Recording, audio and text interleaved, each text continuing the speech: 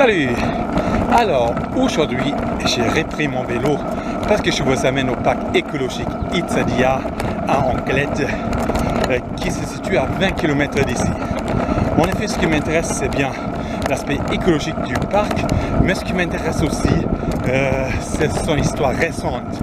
En effet, en juillet 2020, en plein couvre-feu pendant la pandémie de la Covid-19, ce parc a été entièrement brûlé à cause d'un feu de forêt de l'origine humaine. On y voit donc très clairement le rapport qui existe entre l'écologie, le réchauffement climatique, les feux de forêt, la disparition des zones d'habitation des animaux et les zoonoses. Ça, c'est vraiment très intéressant. Et donc, j'ai décidé de vous y amener aujourd'hui. On avait l'impression que c'était vraiment juste à côté de chez nous. Et donc, à ce moment-là, tu te rends compte en fait de la gravité de la situation. Tu te rends compte que le réchauffement climatique et ses effets, en fait, comme les feux de forêt, c'est directement devant ta porte, directement devant de chez toi.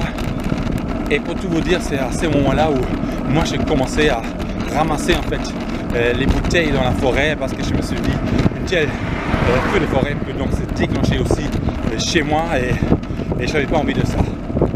Voilà, donc je vous amène aujourd'hui à ce parc, au parc écologique d'Itzadia à Anglet, qui se situe donc à 20 km d'ici. On y va en vélo aujourd'hui.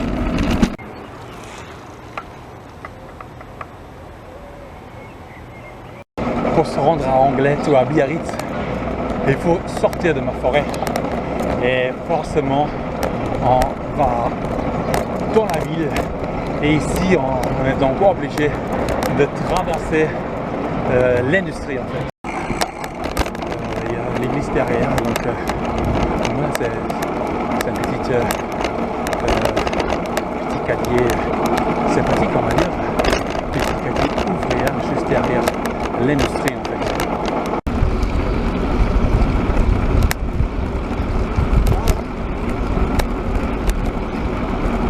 Il y a ce parc écologique côté de rive gauche en fait de la Dour, et rive droite il y a l'industrie. Ok, là nous sommes arrivés. Le parc il est ici en face. Voilà, je vais montrer quelques photos. Il y a donc beaucoup de plantes qui poussent pas ici, et au fond il y a une sorte de lac qui est magnifique aussi. On va s'approcher tout de suite à ce lac aussi. Voilà, un petit parc comme ça, et il y a beaucoup de plantes rares qui poussent pas ici en fait, et tout ça a été brûlé il y a 300 à cause de feux de forêt d'origine humaine. Ok, là il y a ce lac qui est magnifique quand même aussi. On peut entrer dans ce parc et visiter. Je ne le fais pas aujourd'hui parce que je suis avec mon vélo et je ne peux pas laisser mon vélo dehors. Après ce qui est drôle, c'est sur ma droite il y a donc le tourisme de masse, c'est sur ma gauche ce magnifique parc. Espérons que les touristes ne jettent pas de poubelles, parce que moi je travaille ici sur la plage pour le ramassage des déchets pendant mes études, et il y avait pas mal de poubelles qui ont fini quand même ici dans le parc. Voilà. Et ça c'était plutôt moche. Ok, là j'ai pas les touristes qui sont juste derrière moi, alors qu'il y a ce parc écologique en face de moi.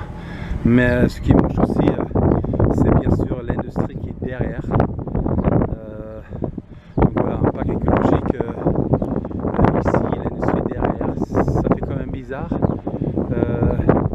Mais néanmoins, voilà, ce parc préserve beaucoup d'herbes, beaucoup de plantes importantes pour l'écosystème. Je veux juste vous montrer ça parce que là il n'y a plus aucune forêt. Pourtant il y avait une pinède ici. Avant, il y a 300, il y avait une pinède ici, et c'était la forêt de la Chibata, en fait, la forêt d'Anglet.